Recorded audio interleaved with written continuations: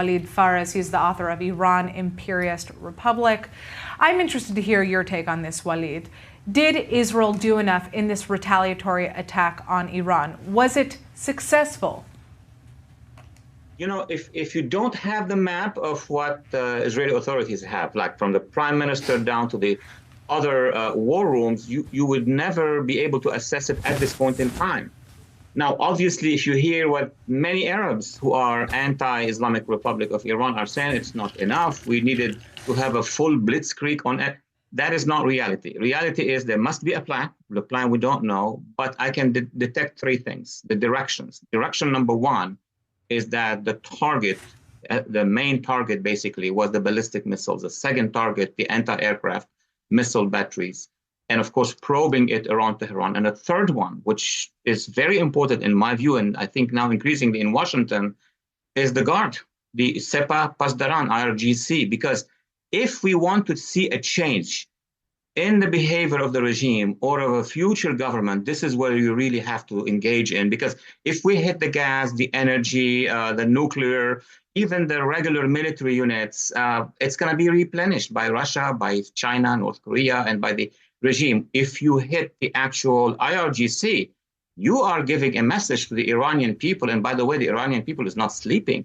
They have been doing 3 to 4 revolutions so far. So I would say from that perspective, in the sense of direction, yes, that's a direction I think that is logical. Now, doing more and enough, that's up to the Israelis to discuss among themselves. Right.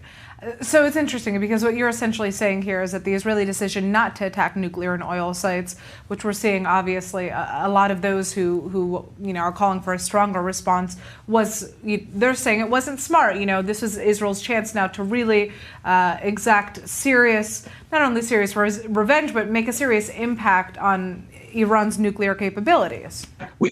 We have the same debate in Washington. I think now this debate is all over the place. I mean, what really Israel and the international community wants to see happening. Either just a status quo, the Iranian Islamic Republic will attack Israel and maybe in the future Saudi Arabia, and then we reply, we deter. I think this is old. I think this is bypassed at this point in time. We're dealing as an international community with a highly radical ideological regime. It's not tap here and then tap there. You have to have a change, but that change can only happen at the hands of the Iranian people. Mm-hmm. What oppresses the Iranian people, basically, is that network of militias inside, not just outside Iran, inside Iran. So you have the legitimacy, let's say, as Israelis and Arabs and international community to respond, because the regime was the first one to attack. You have international law with you. But then when you have this opportunity, what is it that you're going to prioritize?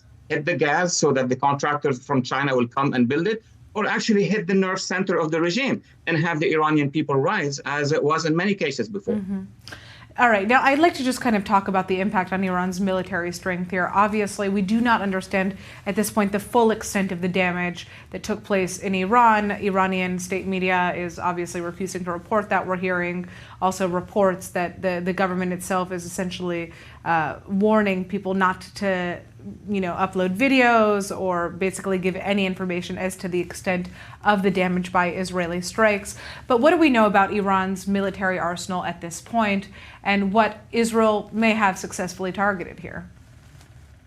We will have to wait some little time for the Israeli authorities and allies authorities and people inside Iran to report, and then we have the big picture. But of course, with advanced technology already, the United States, parts of Europe, and of course Israel, and some Arabs already know the extent of the damages. But the real issue is going to be at this point in time is what is the bigger plan? I mean, if you look at the targeting, right, the ICBMs, ballistic missiles, this is a message that every other ballistic missile unit is now targeted, and we know where they are.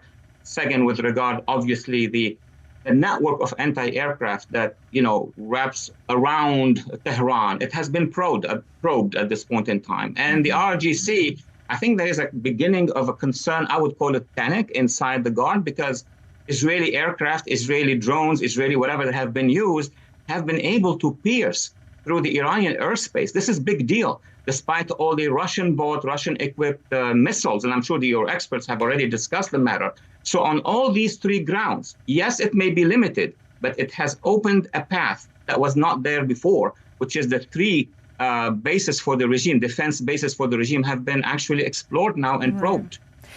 Okay, so my final question for you is really also just kind of the greater impact on all of the proxy groups that Iran has been supporting. Obviously, you know, we're seeing reports that Iran is not going to pursue a bigger retaliation against the state of Israel in response to this. Of course, we never know, but what we do see the Islamic Republic typically do is use its proxy groups like Hezbollah, the Houthis, Hamas, you name it, to basically attack back.